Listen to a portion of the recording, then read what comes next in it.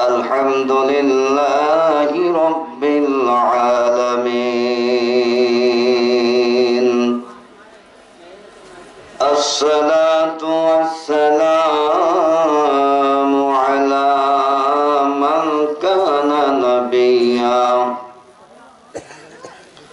من كان نبيا وآدم بين الماء والطين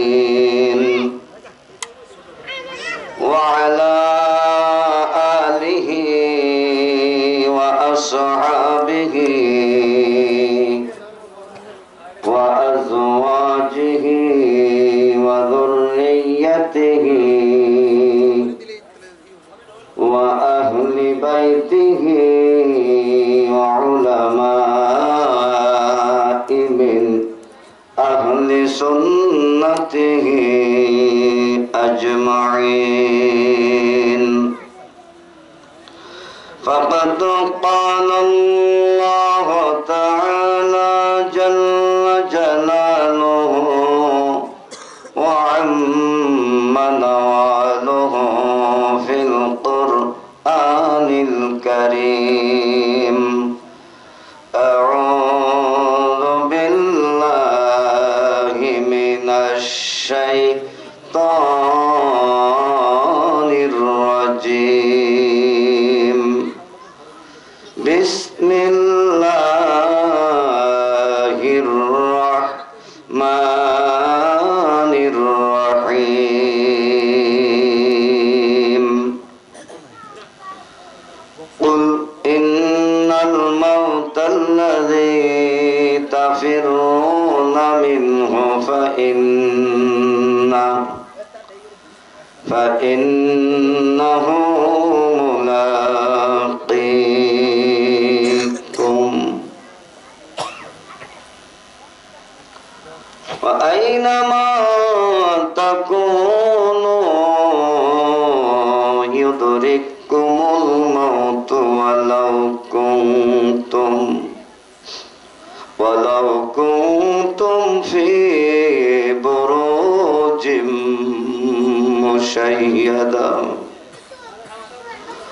وفي آيات أخرى نبئ عبادي أني أنا الغفور الرحيم وفي آيات أخرى منها خلقناكم وفيها نعيدكم ومنها نخرجكم تارة أخرى وفي آيات أخرى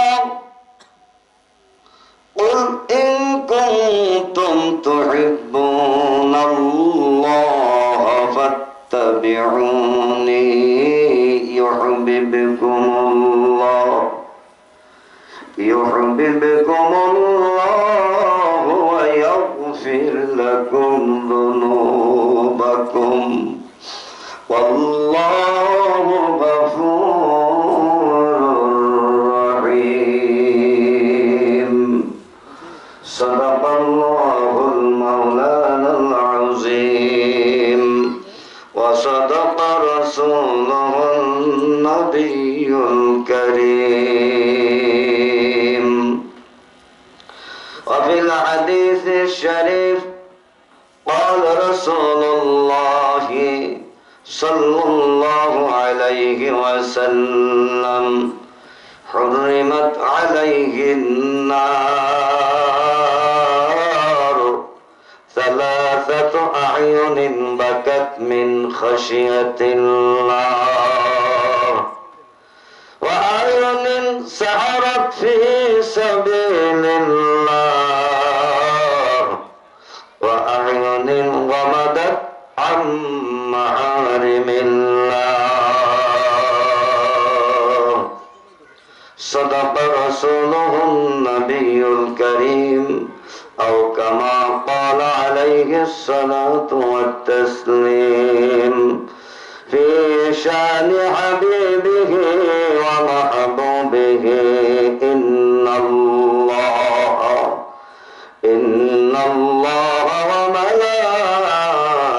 وملائكته يصلون على النبي يا أيها الذين آمنوا صلوا عليه وسلموا تسليما اللهم صل على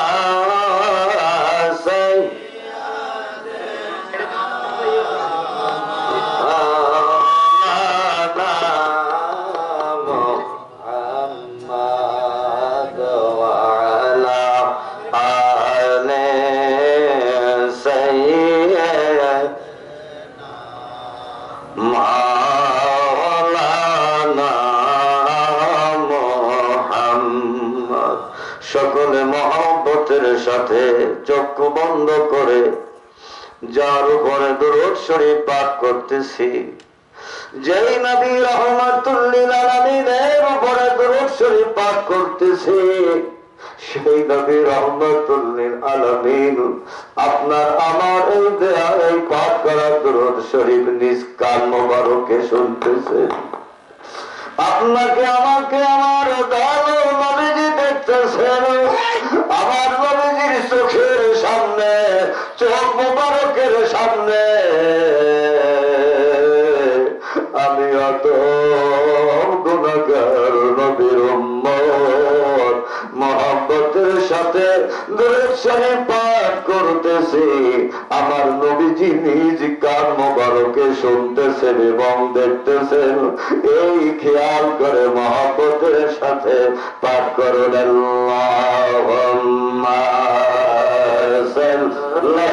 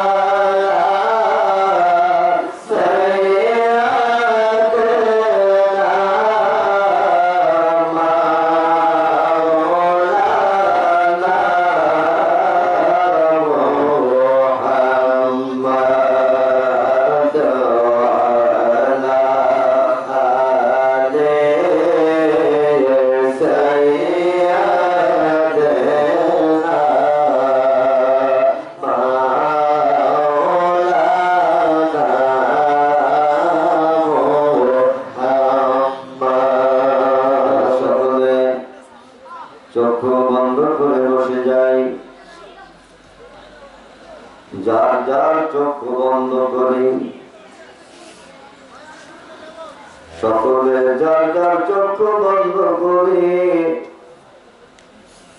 মাথা নিচু করি। এবার চিন্তা করি, ধ্যান করি, খেয়াল করি আমি কি অপরাধ করেছি জীবনে, আমার জীবনে কি অন্যায় করেছি, কি কি গুনার কাজ করেছি। যার যার গুনার কথা চিন্তা করুন। কেউ তাকাইয়েন না, চক্ষু বন্ধ করে দেন, মাথা নিচু করি, যার যার গুনার কথা খেয়াল করি। দেখবেন জীবনের বড় বড় গুনাহ নিজের চোখের সামনে হাজির হয়ে গেছে। ওই সকল গুনাহগুলি মাফ পাওয়ার জন্য শুধু খেয়াল সকল গুনার কথা ওই সকল না, জীবনে যত গুনাহ করেছি জানা অজানা, খেয়ালে আসা না আসা সকল গুনাহগুলির জন্য লজ্জিত হয়ে সর্বান্বিত হয়ে আমার দয়ালু মাহবুবকে সামনে হাজির নাজির জেনে চোখের পানি ছেড়ে দিয়ে কান্দি আর মাপ চাই। আল্লাহর কাছে বলি, আল্লাহ আমি অপরাধী, তোমার কাছে হাজির। জীবনের সকল গুনাহে হাজির। জামালপুর জেলার সরিষাবাড়ি থানাধীন সহজাতলিয়া গ্রামের আলহাজ গোলাম মোস্তফা তরফদার সাহেবের বাড়িতে বসে আমার গুনাহগুলি খেয়াল করে মাপ চাই। আমার গুনাহ তুমি মাফ করে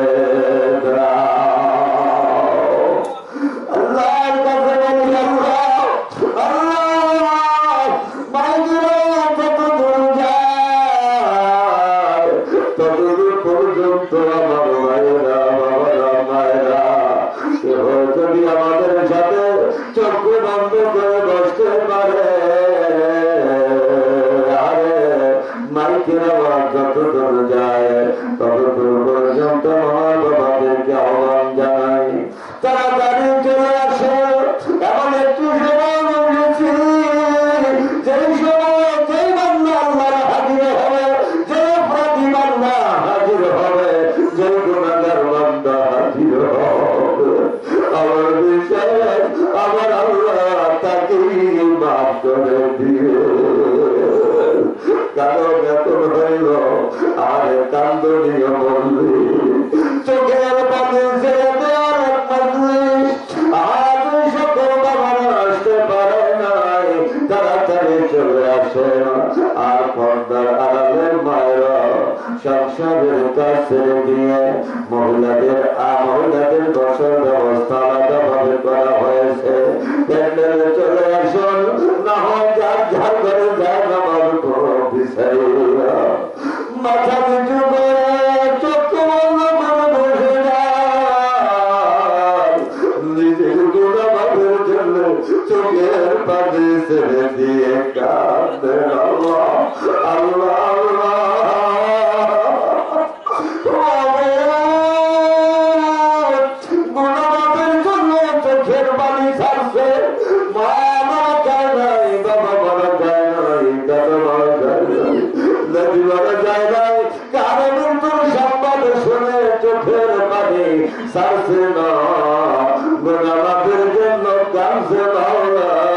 সকলকে তুমি মাফ করে দাও। তুমি বলেছো নবী নবী আন্নি আনাল গফুর। কেমনে বাবা বলবো,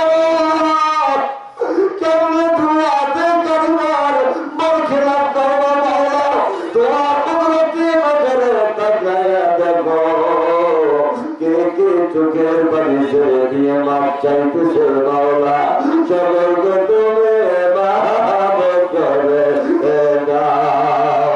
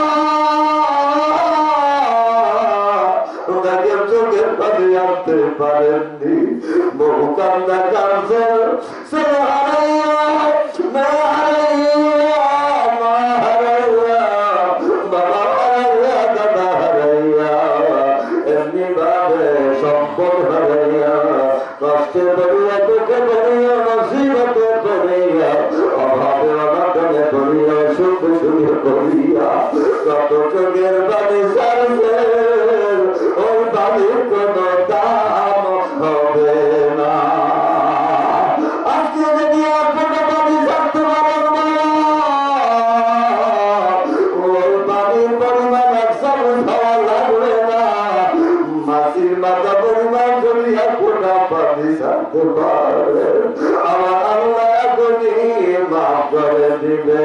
আল্লাহ তাই তোমার দয়ার নজরে তাকাও, তোমার কোন কোন বান্দারা কাঁদছে, আমরা তোমার এসে বদনাম করে মাফ চাই, দয়া করে তুমি মাফ করে দাও। হে গফুর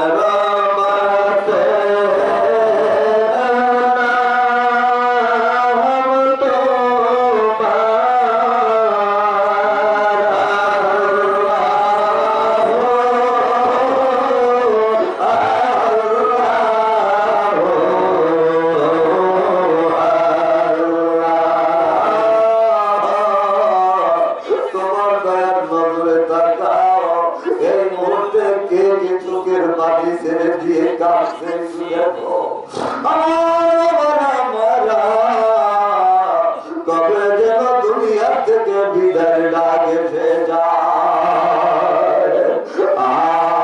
বাবা গেল, মা গেল, দাদা গেল, দাদি গেল, অনেকের মা বাবার সামনে ছেলে মেয়ে বিদায় হয়ে গেল, কবে যেন আপনার আমার বিদায় লাগে সে যায়। ওই কথা খেয়াল করে বসে যায়। একদিন এই জমিন ছাড়তে হবে, একদিন এই ঘর বাড়ি ছাড়তে হবে, একদিন ছেলে মেয়ে ছাড়তে হবে। যদি আপনি আমাদের প্রমাণ করে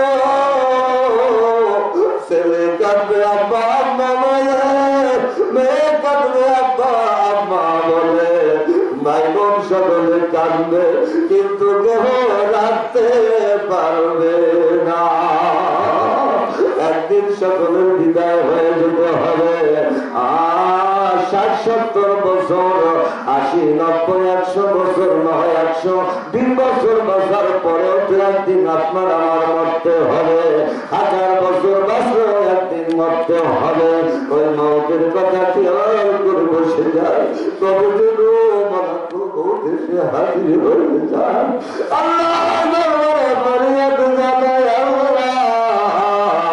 মৌতের কষ্ট আমাদের জন্য মাফ করে দিও।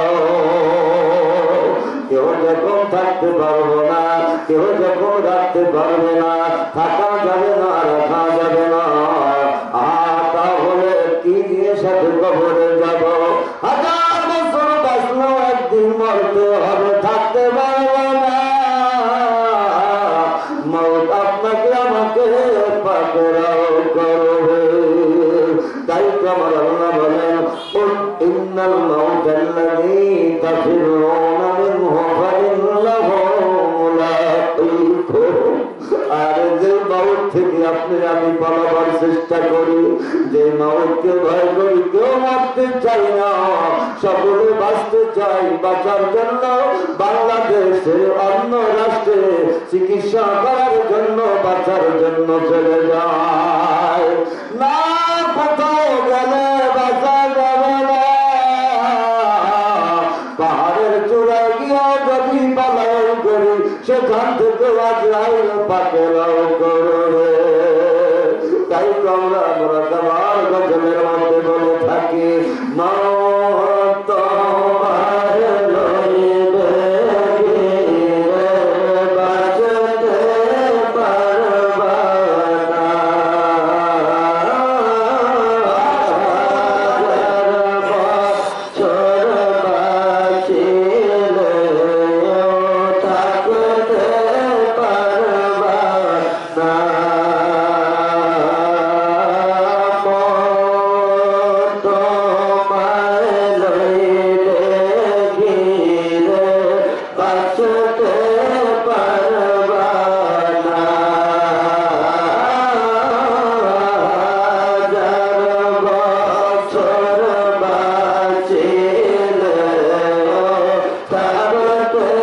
পারবা না।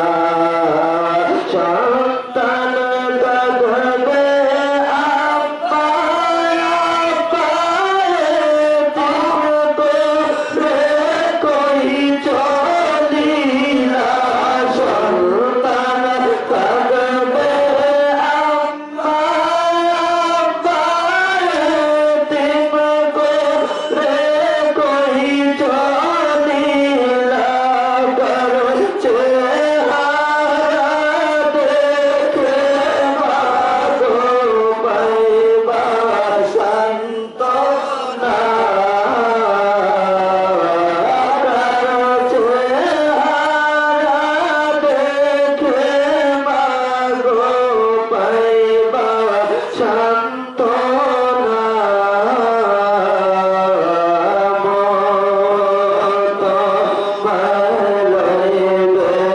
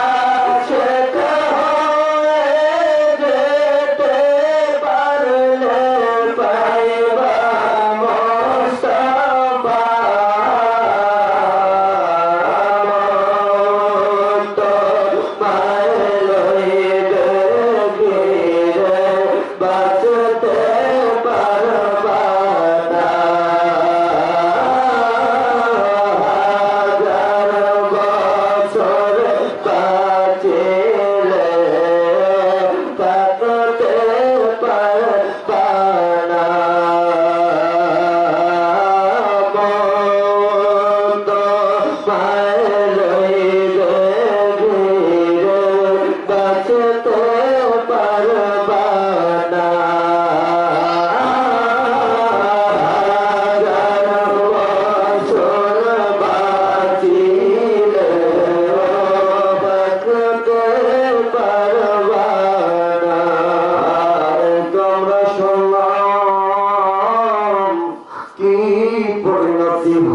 আপনার আমার কেউ রাখতে পারবে না কাঁধে করে সকলে পৌঁছে দিবে কবরে বাবারে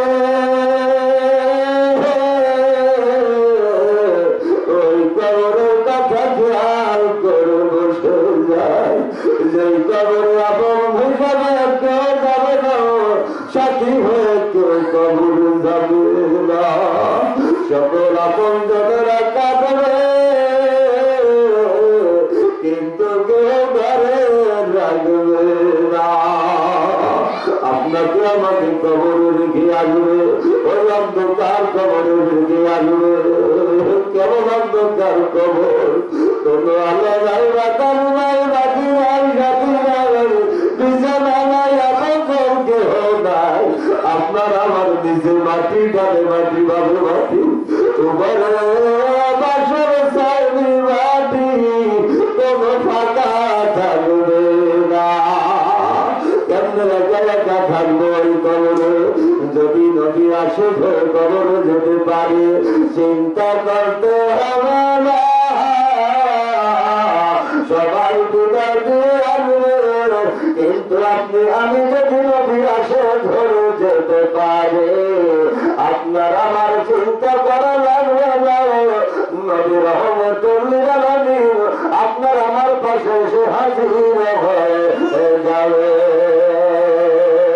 সেই নবী রহমতুল্লাহ আলামিনকে দুনিয়ায় বসে আপন বানাইয়া যেতে হবে ওই নবীজিকে আপন বানাইয়া নিতে হবে ওই নবীজিকে নিজের মায়ের থেকে বেশি ভালোবাসতে হবে ওই নবীজিকে নিজের বাবার থেকে বেশি ভালোবাসতে হবে নিজের ছেলে মেয়ের থেকে বেশি ভালোবাসতে হবে নিজ স্ত্রীর থেকে নিজ স্বামীর থেকে বেশি ভালোবাসতে হবে নিজ ভাই বোনদের থেকে বেশি ভালোবাসতে হবে নিজ নাতি নাতিনদের কাছ থেকে বেশি ভালোবাসতে হবে এমনকি নিজের জান থেকে আমার নবীজিকে ভালোবেসে যেতে হবে যারা আমার নবীজিকে ভালোবেসে যেতে পারবে আর ভালোবাসা কি হবে দুনিয়ার গুনাহ এই দুনিয়ায় মাফ করে দিবে আমার আল্লাহ বলে ইয়াগফির লাকুম যুনুবাকুম ওয়াল্লাহু গফুরুর রহিম নবীজিকে ভালোবাসার কারণে নবীজির অনুকরণ অনুসরণ করার কারণে আমার আল্লাহ রাব্বুল আলামিন ঘোষণা দিয়েছেন বান্দারে তোমার যত গুনাহ আছে সকল গুনাহ আমি আল্লাহ মাফ করে দেব তাই শুধু নামাজ আদায় করলে গুনাহ মাফ হয় না রোজা রাখলে শুধু গুনাহ মাফ হয় না হজ আদায় করলে গুনাহ মাফ হয় না কোরআনুল কারীম তেলাওয়াত করলে শুধু গুনাহ মাফ হয় না আমার নবীজিকে ভালোবাসলে গুনাহ মাফ হয়ে যায় তাই আমার নবীজিকে কেমন ভালোবাসতে হবে ভালোবাসার পদ্ধতি কি আমার দয়ালু নবী রহমতুল্লাহ আলাইহি বুঝিয়ে দিয়েছেন হাদিস শরীফের মধ্যে বলে গিয়েছেন লা ইউমিনু আহাদুকুম হাত্তা আকুনা হাব্বা ইলাইহি মিন ওয়ালিদিহি ওয়া ওয়ালাদিহি ওয়ান নাসি আজমাইন আমার উম্মতের ইমানদার বলে দাবি করতে পারবে না কামেল মুমিন বলে দাবি করতে পারবে না যেই পর্যন্ত তোমার পিতা মাতা ছেলে সন্তান আপনজন আত্মীয় স্বজন যারা আছে তাদের কাছ থেকে যদি বেশি আমি নবীকে ভালোবাসতে না পারো তাহলে ততক্ষণ পর্যন্ত ইমানদার হতে পারবে না তাই আমরা নবীজিকে আমাদের দুনিয়ার আপন যারা আছে তাদের থেকে ভালোবাসি। আল্লাহ আমাদের ভালোবাসাকে তুমি কবুল করে নাও, বলুন আমিন। শুনো, সন্তানদের থেকে বেশি নয়, মা বাবার থেকে বেশি নয়, আমাদের জান থেকে আমার নবীজিকে বেশি ভালোবাসি। আল্লাহ তুমি আমাদের অন্তরের খবর জানো, আমাদের হৃদয়ের ভালোবাসার খবর জানো, আমরা সব থেকে আমার নবীজিকে ভালোবাসি। ও আমার নবী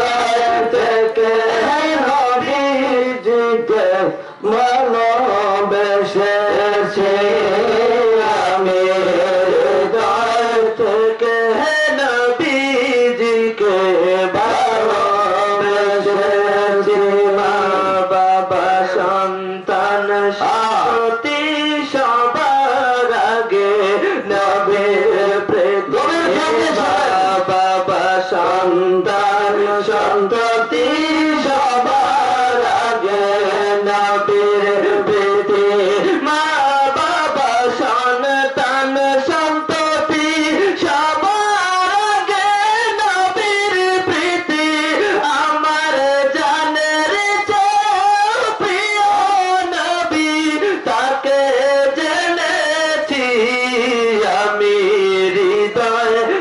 থেকে নবীজিকে ভালোবেসেছি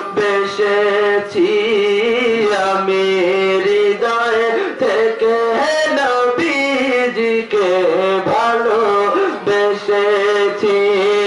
আমার মনের ঘরে নবীর নূরের আলো জ্বেলেছি আমার মনের ঘরে নবীর নূরের আলো জ্বেলেছি আমি হৃদয় থেকে নবীজিকে ভালোবেসেছি আমি হৃদয় থেকে নবীজিকে ভালোবেসেছি কোরআনেতে আল্লাহ বলেন আমার কাছে আসতে হলে কোরআনেতে আল্লাহ বলেন আমার কাছে আসতে হলে কোরআনেতে আল্লাহ বলেন আমার কাছে আসতে হলে এসো গে নবীর নামে লিখে দিয়েছি আমি হৃদয় থেকে নবীজিকে ভালোবেসেছি আমি হৃদয় থেকে নবীজিকে ভালোবেসেছি আমার মনের ঘরে নবীর নূরের আলো জ্বেলেছি আমার মনের ঘরে নবীর নূরের আলো জ্বেলেছি আমি হৃদয় থেকে নবীজিকে ভালোবেসেছি আমি হৃদয় থেকে নবীজিকে ভালোবেসেছি যারা আমার নবীজিকে ভালোবাসতে পারবে হাকিকতে ভালোবাসা আমার নবী রহমতুল্লিল আলামিন তাকে এই দুনিয়ার দিদার দিয়ে দিলে আমার দয়ালু নবী রহমতুল্লিল আলামিন হাদিস শরীফের মধ্যে ইরশাদ করেছেন লা তামাসসুন্নাল মুসলিমান আর কোন মুসলমানকে জাহান্নামের আগুনে স্পর্শ করবে না যে উম্মত যে উম্মত আমি নবীকে দেখতে পেয়েছে আর যদি না দেখতে পায় অথবা যদি আমাকে যে দেখেছে মান রাআনি আও রাআ মান রাআনি অথবা আমাকে যে দেখছে তাকে যদি কেউ দেখতে পারে তাহলে জাহান্নামের আগুন তার জন্য হারাম হয়ে যাবে তাই নবীজির দিদার আমরা এই দুনিয়ায় বসে লাভ করতে চাই তোমার এই গাউসে পাকের তরিকত পন্থী যারা আছে তোমার এই তরিকত সকল বান্দাদেরকে বাবা নবীজির দিদার মোবারক দিয়ে ধন্য করে দাও যে ব্যক্তি নবীজির দিদার দেখতে পাবে সে ব্যক্তির জন্য জাহান্নামের আগুন আমার আল্লাহ হারাম করে দিবে তাই আল্লাহর কাছে ফরিয়াদ জানাই আল্লাহ এই সাতারিয়া গ্রামে আল গোলাম মোস্তফা তরফদার সাহেবের বাড়িতে এই মাহফিলে যারা আসছে যারা আসবে বাবা সকলকে তোমার নামাজি বান্দা বানাইও নবীজির আশেক বানাইও সকলকে নবীজির দিদার দেখাইয়া দিও সকলে বলুন আমিন আসুন এখন অল্প সময় আল্লাহর জিকির করে আমার আল্লাহ রব্বুল আলামিন পবিত্র কোরআনুল কারীমের মধ্যে অসংখ্য আয়াতে কারিমার মধ্যে প্রায় 300 আয়াতে কারিমার মধ্যে জিকির সম্পর্কে আলোচনা করেছেন। বান্দার জিকির করো, জিকির করো। যখন তোমরা নামাজ শেষ করো তখনও জিকির করো। যখন তোমরা দুনিয়ার জমিনে বিচরণ করো তখনও জিকির করো। বান্দারে সদা সর্বদা জিকির করো। বহু আয়াতে কারিমা আল্লাহ বলেছেন, যেমন ইয়া আইয়ুহাল্লাযীনা আমানু যকুরুল্লাহ যিকরান কাসীরা ফাইযা কাদাতুমুস সালাতা ফাযকুরুল্লাহ কিয়ামান ওয়া কুউদান ওয়া আলা জুনুবিকুম। এরপর আমরা আল্লাহ আরো বলেন, আল্লাযীনা আমানু ওয়া তাতমাইন্নু কুলুবুহুম বিযিকরিল্লাহ আলা বিযিকরিল্লাহি তাতমাইন্নুল কুলুব। আমার আল্লাহ রাব্বুল আলামিন পবিত্র কোরআনুল কারীমের মধ্যে এইভাবে প্রায় 300 আয়াতে কারীমার মধ্যে আল্লাহর জিকিরের কথা বলেছেন। আমার দয়ালু নবী রাহমাতুল লিল আলামিন আল্লাহর জিকির সম্পর্কে অগণিত হাদিস শরীফের মধ্যে ইরশাদ করেছেন। যেমন আলা ইন্না ফিল জাসাদি মুদগাতুন ইযা সালাহাত সালাহাল জাসাদু কুল্লুহু ওয়া ইযা ফাসাদাত ফাসাদাল জাসাদু কুল্লুহু আলা ওয়া হিয়াল কলব। আমার দয়ালু নবীজি ফরমান, ইযা যাকারাল্লাহ খানাসা ওয়া ইযা গাফালা ওয়াসওয়াসা। আমার দয়ালু নবীজি ফরমান, লিকুল্লি শাইইন সিকালাতুন ওয়া সিকালাতুল কুলুবি যিকরুল্লাহ। এমনি ভাবে অসংখ্য আমার দয়ালু নবী রাহমাতুল লিল আলামিনের বাণী জিকির সম্পর্কে। তাই আসুন, শান্তি যদি পেতে চাই, আল্লাহর রহমত যদি পেতে চাই, বরকত যদি পেতে চাই, এই কলব যদি নূরানি করতে চাই, আসুন আল্লাহর জিকিরে মশগুল হয়ে যায়। আজকে শুধু না, যতদিন বেঁচে আছি ততদিন পর্যন্ত যেন আল্লাহর জিকির করতে পারি। আমার আল্লাহ রাব্বুল আলামিন আরে সকাল সন্ধ্যা জিকির করার জন্য বলেছেন, এমনকি সব সময়ের জিকিরের জন্য বলেছেন। মুফাসসিরিনে কিরামগণ বলেন, দিনের শুরু আর রাত্রের শুরু, ফজরের নামাজ বাদ এবং মাগরিবের নামাজের বাদ কেউ যদি আল্লাহর জিকির অল্প সময় করে, তাহলে সে যেন সারাটা দিন এবং সারাটি রাত্রই যেন জিকির করলো। এজন্য তরিকতের জগতে তরিকতপন্থীগণের নিয়ম, আল্লাহর ওলিদের নিয়ম, গাউস কুতুবদের নিয়ম, তারা সব সময় মাগরিবের নামাজ আদায় করার পরে জিকির আজকার করেছেন, ফজরের নামাজ বাদ জিকির আজকার করেছেন। আমরা আল্লাহর ওলিদের অনুসারী, আমরা আল্লাহর ওলিদের জুতা মুবারকের দুলা বহন করি। আমরাও তাদের অনুসরণ করে, আল্লাহর ওলিদের অনুসরণ করলে আল্লাহওয়ালা হওয়া যায়। তাই আল্লাহর ওলিরা নামাজ বাদ দেয় না, নামাজ আদায় করার পরে জিকির করে। তাই আসুন অল্প সময় আমরা জিকির করি। জিকির করাতে কি যে ফায়দা, আমার আল্লাহ বলেন, আল্লাযীনা আমানু ওয়া তাতমাইন্নু কুলুবুহুম বিযিকরিল্লাহ আলা বিযিকরিল্লাহি তাতমাইন্নুল কুলুব। যারা ঈমানদার তারা শান্তি অনুভব করে আমি আল্লাহর জিকির দ্বারা। ও বান্দারে, তোমরা জেনে রাখো, একমাত্র আমি মাবুদের জিকির দ্বারাই অন্তঃকরণে শান্তি আসে।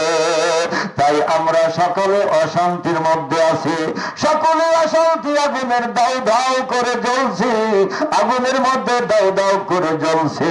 সংসারে শান্তি নাই, ছেলে মেয়ের মধ্যে শান্তি নাই, স্বামী স্ত্রীর মধ্যে শান্তি নাই, ব্যবসার মধ্যে শান্তি নাই, চাকরি নাকরিতে শান্তি নাই, গোত্রে গোত্রে শান্তি নাই, সমাজে সমাজে শান্তি নাই, ভাই ভাইয়ের মধ্যে শান্তি নাই, কোন জায়গায় শান্তি নাই। কারণ হলো আমরা আল্লাহর জিকিরকে ভুলে গিয়েছি, আল্লাহর জিকির করি না, যার ফলে শান্তি কোথাও পাই না। শান্তি যদি পেতে চাও আল্লাহর জিকির কর, শান্তি অটোমেটিক ভাবে চলে আসবে। তাই আমাদের গাউসে পাকের তরিকার নিয়ম অনুযায়ী আমরা 6 লতিফার সাথে জিকির করি। আর কলব রহসের খফি আখফা নফস, এই 6টি লতিফার সাথে এই তরিকতের নিয়মে যদি কেউ জিকির আজকার করতে পারে, আমার আল্লাহ রাব্বুল আলামিন তাকে একদিন না একদিন অলির দপ্তরে কবুল করে নিবেন। তরিকত পন্থীগণ এই 6 লতিফার মুরাকাবা করে থাকেন। কলবে তওবার মুরাকাবা করে, রূহে ইনাবতের মুরাকাবা করে, সিরে জুহুদের মুরাকাবা করে, খফিতে ওরার মুরাকাবা করে, আতফায় শুকুরের মুরাকাবা করে, নফসে তাওয়াক্কুলের মুরাকাবা করে। এই মুরাকাবা করতে করতে নিজেকে খাঁটি বান্দা বানাইয়া নেয়। যখন আল্লাহ খাঁটি বান্দা হিসাবে কবুল করে, ওই বান্দার কলবের মধ্যে ইলকা দান করে, মারিফত দান করে, বেলায়েতের নূর দান করে দেয়। আমার আল্লাহ রাব্বুল আলামিন তরিকত পন্থীকে এমন শক্তি দান করে, যেই শক্তি হলো কলবি শক্তি, রুহানি শক্তি, বাতিনি শক্তি। ওই শক্তির কারণে আল্লাহ পাকের সৃষ্টি জগৎ ঘুরতে পারে, দেখতে পারে। আমার আল্লাহর রহমত কেমন, জাহিরি বাতিনি নিয়ামত কেমন, তাই বাস্তব চক্ষু দ্বারা দেখতে পারে। এই ক্ষমতা, এই নিয়ামত অর্জন করতে চাইবে আল্লাহর জিকির করতে হবে। তরিকতের নিয়ম অনুযায়ী আসুন, অল্প সময় আল্লাহর জিকির করে সমস্ত খেয়াল ছেড়ে দেয়। আমাদের তরিকতের নিয়ম অনুযায়ী জিকির আগে সবরেসানি করতে হয়। এখন সময় স্বল্প, সেহেতু আসুন এখন আর সবরেসানি করলাম না, এখন সরাসরি আল্লাহর জিকির করি। আল্লাহ জিকির করতে হলে আল্লাহকে সামনে হাজির জানতে হয়। আল্লাহ আমাকে দেখতেছে, যদি আমি আল্লাহকে দেখি না, আল্লাহ তুমি কোথায়? তোমাকে দেখতে পাই না, তুমি তো আমার থেকে দূরে নয়। আমি স্বীকার করলাম তুমি ছাড়া আমার আর কেহ নাই, নাই আর কেহ নাই। সকলে চক্ষু বন্ধ করে রাখুন, মাথা নিচু করুন, জবান খুলে জিকির করুন মহব্বতের সাথে, আর আওয়াজ দিয়ে জিকির করুন। এখন আর গোপনে জিকির করার নির্দেশনার এখন আর হক নাই যে এখন কাফেরেরা বেদিনরা নিষেধ করবে। মুসলমান আমরা আল্লাহর আযান দেই জোরে, ইকামত দেই জোরে, নামাজ ফরজ নামাজের মধ্যে অনেক সময় অনেক কিরাত জোরে পড়ে। আসো আল্লাহর জিকির আওয়াজ দিয়ে করি, আল্লাহ শুনে বড় খুশি হবেন। আমার আল্লাহ বলেন, তোমার আল্লাহ তোমার রবের জিকির ওইভাবে জোরে করো যেমন তোমাদের বাপ দাদাকে ডাকো, তার থেকেও তোমরা আরো জোরে ডাকো, আন্তরিকতার সাথে ডাকো, গভীর খেয়ালের সাথে ডাকো, বিনয়ী ভাবে ডাকো, এমন ভাবে জিকির করো। আমার দানে নবীজি বলেছেন, আকসিনু যিকরুল্লাহ হাত্তা ইয়াকুলুল মাজনুন। এত বেশি পরিমাণে জিকির করো মানুষে যেন তোমাকে পাগল মনে করে। কিসের পাগল? তুমি আল্লাহর পাগল, আল্লাহর পাগল যেন হও, এই রকমের খেয়ালে তুমি জিকির করো। জিকির করতে গেলে আহারে জবান খুলতে হবে। জিকির করতে গেলে অনেক সময় শরীর হেলদোল করে, নাড়াচড়া করে। এই নাড়াচড়া করা কোনো দোষণীয় নয়, তবে ইচ্ছা করে যদি কেউ করে তাহলে এটা দোষণীয়, এটা গুনার কাজ। বিনয়ী ভাবে করতে হবে। আরে করতে গিয়ে যদি জজবা হাল যদি পয়দা হয়, অনিচ্ছাকৃত ভাবে যদি হাল পয়দা হয়, এটা দোষণীয় নয়। আরে মানুষ হাঁটতে গেলে পা দিয়ে হাঁটে, হাত দিয়ে হাঁটে না, কিন্তু দেখা যায় হাঁটতে গেলে হাঁটার সাথে সাথে পা, হাঁটার সাথে সাথে দুটি হাত নড়ে। মানুষ যখন খায় আরে মুখ দিয়া খায়, খাইতে গেলে দেখা যায় মাথা নড়ে, গলা নড়ে। আরে তাহলে বোঝা যায় খাইতে গেলে না মাথা নড়ে, হাঁটতে গেলে পা দিয়া হাঁটে, হাত নড়ে। জিকির করতে গেলে শুধু মুখ দিয়ে জিকির করে,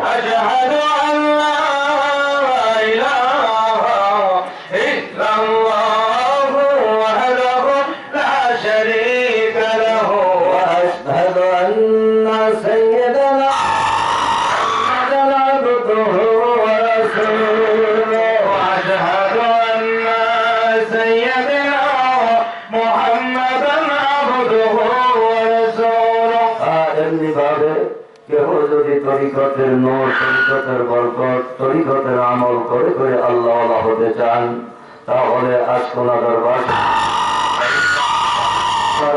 পাকের তরিকতের নিয়ম অনুযায়ী আমল করতে করতে ইনশাআল্লাহ একদিন না আল্লাহর অধিক হতে পারবেন। আল্লাহ যেন সকলকে আল্লাহ ওয়ালা হওয়ার তৌফিক দান করুন, বলুন আমিন। তাই সকল জানাচ্ছি আপনারা ঢাকা আশকোনা গাউসিয়া হামিদিয়া রহমানিয়া দরবার শরীফে যাবেন, আপনারা আমল করার চেষ্টা করবেন। সকলকে দাওয়াত জানাচ্ছি। আয়ের মুমিন দরবারে আকাশ খোলাতে, আয়ের মুমিন দরবারে আকাশ খোলাতে, যে দরবারে নবীর সুন্নাত খুঁজে মোরা, যে দরবারে সুন্নাতের খেলাফ কিছুই না। মুমিন দরবারে আকাশ খোলাতে